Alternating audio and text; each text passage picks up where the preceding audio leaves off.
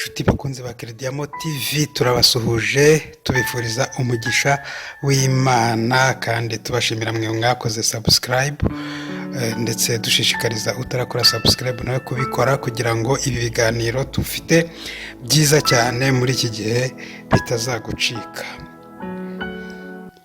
Nkuko bisanzwe rero uri kumwe na Usengimana Dieudonné niwe ugiye kukugezaho ikiganiro cy'ubuzima.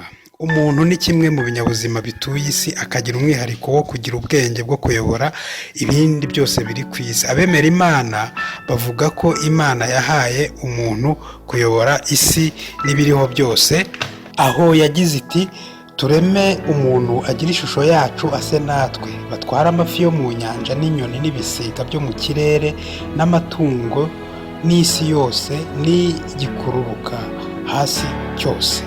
Ibi tubisanga mu gitabo cy'Intangiriro igice cya mbere umurongo wa 26. Ntabwo ngiye kwigisha iyobokamana, oya habe na gato, ahubwo ndashaka kugaragaza ko umuntu arusha ubwenge ibintu byose. Ariko se kuki ayobora ibindi hanyuma rimwe na rimwe kwiyobora bikamugora? Umuntu agizwe n'ibice bibiri, ari byo umubiri ndetse na roho cyangwa se ubugingo. Nkuko byumvikana neza, roho niyo muyobozi w'umubiri. Umubiri uyu nanjye mfite iyo udafashwe neza ubyara ibibazo bikomeye nyirawo ndetse ku buryo adashobora kubikemura. Ubwiza. Nimvuga iri jambo ubwiza, abantu b'igitsina gore baranyumva cyane vuba cyane rwose. Ariko kandi abagabo nabo baranyumva kuko nabo barigenderaho iyo bajya kurambagiza.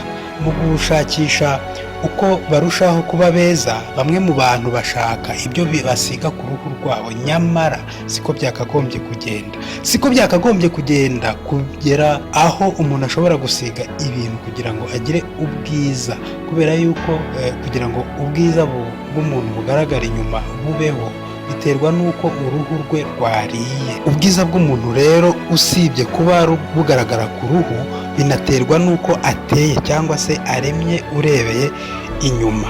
Ndetse twavugamo inyuma hariho amaso, umusatsi, tutibagiwe inzara n'amenyo. Muri iki kiganiro turareba ukuntu uruhu, umusatsi, inzara ndetse n'amaso bishobora kuba byiza bitewe n'ibyo wariye.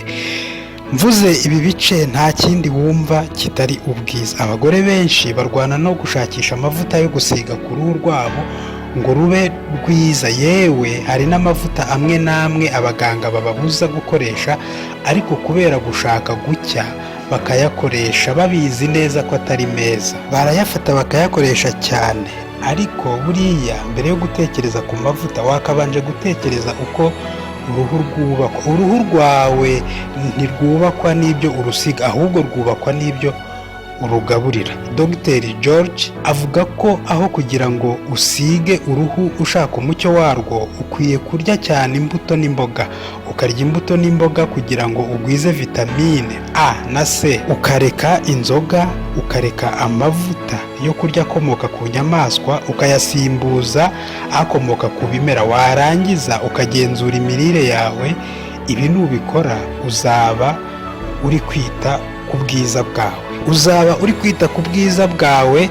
Ariko cyane cyane nureka gusiga umusatsi, ahubwo ukajya ushaka ibyo kurya bigwiriyemo iyode na silikone, icyo gihe umusatsi wawe uzamera neza ndetse n'inzara. Vitamine A na B2 bituma ugira amaso abona kandi yera. Aha wakoresha imboga ziganjemo karoti ndetse n'inyanya kugira ngo usigasire ubwiza bwawe. Kandi ikindi ugomba kwitaho ni ugutegeka ubwiyongere bw'ibiro byawe, kuko umuntu ufite umubiri uringaniye agaragara neza. Inseko ni nziza, igaragaza umuntu wishimye. Ntushobora guseka neza igihe useka n'ipfunwe ry'uko amenyo yawe ashiririye cyangwa mu kanwa kawe hanuka.